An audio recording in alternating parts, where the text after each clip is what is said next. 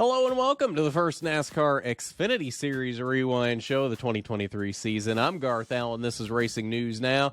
And today we are going to talk about the season opening. Beef is what's for dinner. 300 from the Daytona International Speedway. 125 laps around the famed 2.5-mile super speedway. This was a pretty exciting race, to be honest. Honestly, I'd say this was probably best race of the weekend so far, even though it did have some boring points throughout it. Yes, there were points where they just lined up single file and ran around the outside. There were points where there just wasn't much racing, but you're going to get that in these races anymore. You're not going to get a full-on pack race from lap 1 to the checkered flag, I don't think ever again, especially the longer the races get. You get into Xfinity, you get into Cup, the races are long enough that these guys just want to log laps at different points. Now, that does become a problem the later you get in the race because guys are scared to stop logging laps and start making moves to try and better their position. So you end up getting everybody hanging out at a line until about 2-3 laps to go, maybe, if not until the last lap. I mean, wasn't there an Xfinity race a couple of years ago, the one that Michael Annett won, that everybody lined up around the top and nobody ever made a move, and he just ended up winning the race? And that's the kind of thing you run into in this situation, because you don't want to be the first guy to jump down to the bottom if nobody else is ready to jump down, and you're the only one that jumps down there. So then you end up losing track position instead of gaining it, and potentially losing a lot, and you may never get the chance to make it back up. And everybody is scared to be that first person to jump out of line and make that move. So sometimes it gets to be pretty late and nobody ends up really making a move. We kind of got that in this race, but I think it was it 3 to go when Allgaier finally jumped out of line to make a move for the win in this race? So there's a little bit of jump there, but I would have liked to have seen that happen a little earlier. That being said, it wasn't all single file train around the outside. There was some good racing at different points. And there were a few incidents in this race that we're going to talk about. Lap 21 was the first one of note. We're going to see here as we come off of turn 4. The one of Sam Mayer is in the middle between Daniel Hemrick and the 07 of Blaine Perkins. Mayer's going to wash up the track here into the 07, which is going to careen him down into Daniel Hemrick.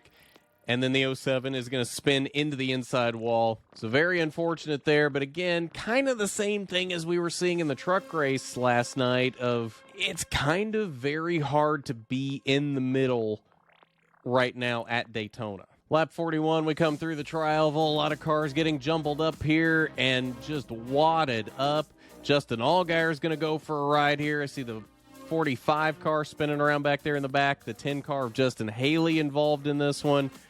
Multiple cars involved in this wreck. You see somebody sliding through the grass there trying to avoid it. You see the 45 car right there. Lots of cars involved in this one. We see an aerial view here to kind of see what happens here.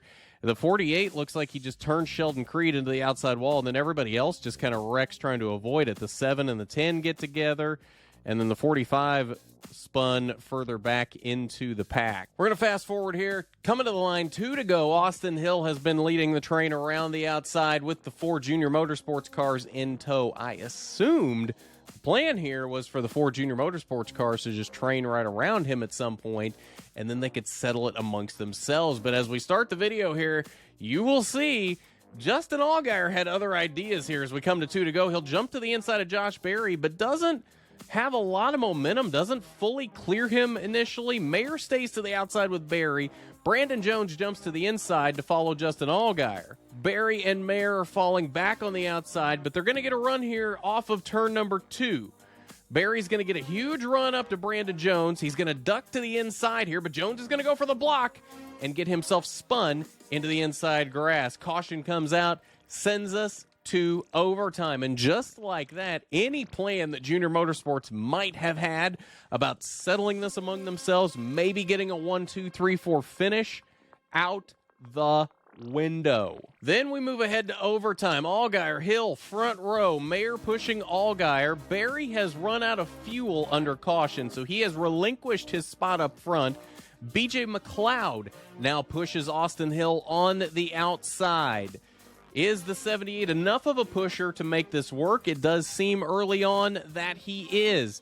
The Junior Motorsports cars, though, hang tough on the inside. Mayer falls back a little bit here, but he is still right there with Allgaier enough, and Alfredo actually falls off a little bit here as well, which almost allows Allgaier to clear the 21.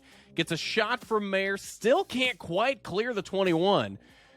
The 78 gets shot out of line, and he has fallen back now. The 21 has no drafting help now unless the 31 can get up there.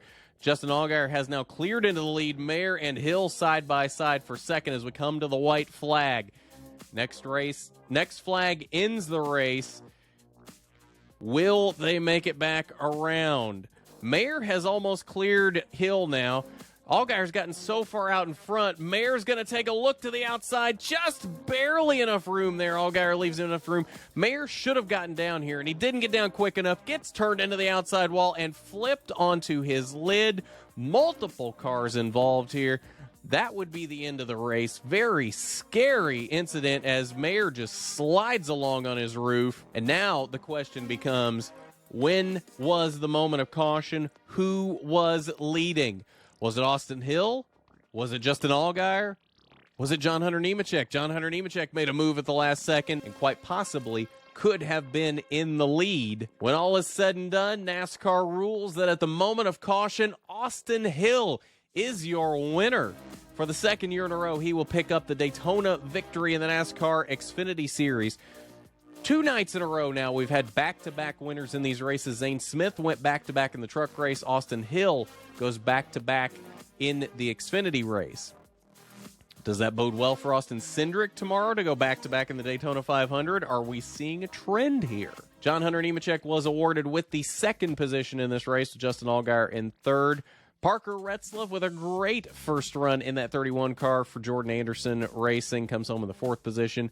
Myatt Snyder in his debut in the 19 car for Joe Gibbs Racing rounded out the top 5. Rest of your top 10, Riley Herbst in 6th. Joe Graff Jr. in a great first run for Ryan Sieg in the 39 car came home in 7th. Boss and teammate Ryan Sieg right behind him in 8th. Cole Custer in his return to the Xfinity Series in 9th. And Justin Haley in a one-off start for Colleague rounded out the top 10. Other notables throughout the field, Chandler Smith in his debut for Colleague came home in 12th. Brandon Jones landed in 14th after his late spin. Sammy Smith, after a spin to conclude Stage 2, landed in 19th in his first start in his full-time campaign. Parker Kligerman fast early, but unfortunately got caught up in a couple of wrecks, came home in 23rd. Josh Berry landed in 26th after running out of fuel there on the overtime caution. Sam Mayer right behind him in 27th. After his scary flip late. Sheldon Creed landed in 34th after his wreck mid-race. Daniel Hemrick 36th and Blaine Perkins 37th after their dust-up in the middle of the race. Playoff grid after one race. Austin Hill leads with his win. Justin Allgaier first in on points. 12 points over John Hunter Nemechek. That's how important stage points are. Justin Allgaier finished 3rd. John Hunter Nemechek finished 2nd. Justin Allgaier leaves 12 points ahead of John Hunter Nemechek. Riley Herbst and Chandler Smith, the rest of your top 5 in points. You can see the rest of the playoff grid there. But I think that's going to do it for us tonight on this Xfinity Rewind show. The first one of these we have done in a while. You should have seen an ARCA Rewind earlier today, probably a couple hours ago. It premiered. If you haven't seen it yet, just go to the channel. It should be the last video on here if you'd like to see what happened in the ARCA race, which was earlier Saturday before this Xfinity race. It was a good one as well, a surprisingly good one, as the ARCA Daytona races have not been that great the last couple of years, but this one actually was really, really good. So go check that out if you haven't seen it yet. And that, I believe, will do it for Rewind shows this weekend. We're not going to do a Daytona 500 Rewind show. We're going to, at least for now, not do Cup Rewinds. It'll just be Xfinity, Trucks, and ARCA as long as we are able to. We might start doing some Cup Rewinds later in the season, but for now, we are not going to be doing Cup Rewinds. So the next thing you will see on this channel will be Rookie Stripes for this week, 6 p.m. Eastern, will be the premiere time for that. You can hear all of my thoughts and Tyler's thoughts on the races of this weekend. But if you want to hear those early, if you don't mind just having the audio version, link is down below in the description. Go follow on your favorite podcasting platform, and you should be able to hear it sometime earlier than that. I'm not sure when it'll be, just whenever it gets recorded, I'll upload it. But it should be sometime before Wednesday, 6 p.m. So go follow on there if you want to hear all of that, and I believe that will do it. So at that, I guess we'll see you on Wednesday for Rookie Stripes. So I'm Garth Allen for Racing News Now.